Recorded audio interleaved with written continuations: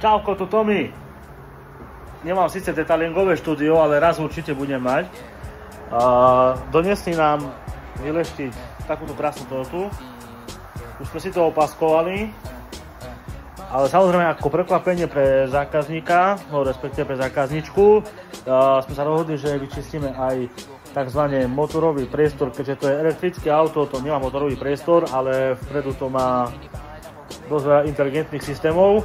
Je to samozrejme pod kapotou. Bolo to celé špinavé od prachu a tak ďalej. Čiže kolega to už vyčistil ako prekvapenie a službu navyše zadarmo pre našu klientku. Čiže tak nejak. Sledujte v ďalšom zábere, že jak to kolega vyčistil.